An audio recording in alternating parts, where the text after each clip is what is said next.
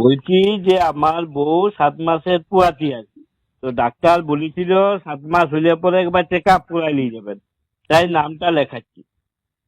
আচ্ছা, নামটা বলুন। আমার বউ। কি কি বলছেন? আমার বউ, আমার বউ? আপনার লয় আমার বউ। আরে দাদা, আপনার আপনার বউয়ের তো একটা নাম আছে নাকি? হ, সে তো থাকারই কথা। লেখুন, ঝুমারানী। ঝুমারানী রায়।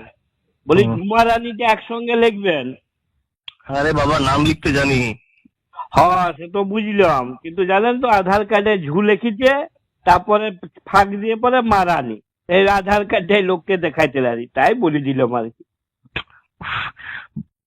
বয়সটা বলুন, বয়সটা। এই 32 নাহলে 33 হবে তো নাকি? সেটা আমি কি করে বলবো? আচ্ছা, আপনি তো আচ্ছা লোক মশাই, আমি কি করে বলবো আপনার বউয়ের বয়স কত?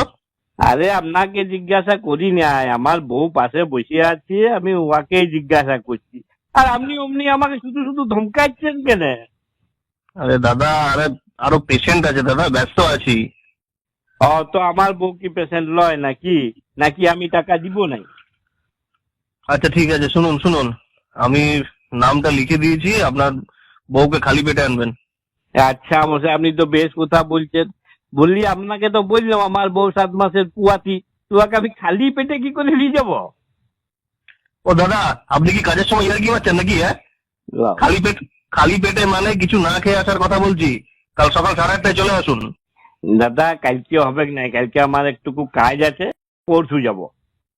পরশু হবে না? পরশু থেকে 11 দিন থাকবেন না, বাইরে যাবেন। এটা কিরকম হইলো? বলি আমার বউ এখন পুয়াতি আর ডাক্তার বাবু এখন বাইরে গেলে কি করে হবে? তাহলে আমার বউকে দেখবে কে? শুনুন শুনুন, পেশেন্টদের যাতে অসুবিধা না হয় সেই জন্য ওই কটা দিন অন্য একজন ডাক্তারবাবু থাকবেন, উনি দেখে দেবেন, কোনো অসুবিধা হবে না, আপনি পরশু আসুন। বলি এটা কি যাত্রা রিহার্সেল হচ্ছে নাকি, যে একজন অ্যাক্টর নাই তো আরেকজনকে দিয়ে পক্সি দিয়াই দিব? উফ, মাথাটা একটু ঠান্ডা করুন, আমার কথা একটু শুনুন দাদা। বলুন বলুন বলুন, তাড়াতাড়ি বলুন। পরশু থেকে অন্য একজন ডাক্তার দেখবে আর কি আমার বউকে। হুম। সে আবার প্রথম থেকে চিকিৎসা শুরু করবে নাই তো?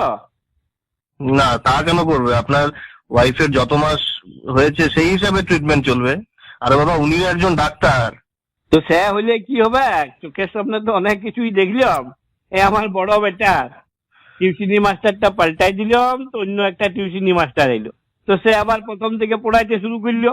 যে লাস্টে কি হইলো, আমার বেটাটা সব বন্ধুর থেকে পিছুয়াই দিল। তো এই নতুন ডাক্তার এসে পরে আমার বউয়ের ডেলিভারির ডেটটা আবার পেছ করাই দিল নাই তো ডাক্তার বাবু। দেখুন, আপনি কিন্তু আমার মাথাটা খুব গরম করে দিচ্ছেন। ফালতু এসব উল্টো পাল্টা কাজের সময় বিরক্ত করে রাখুন তো।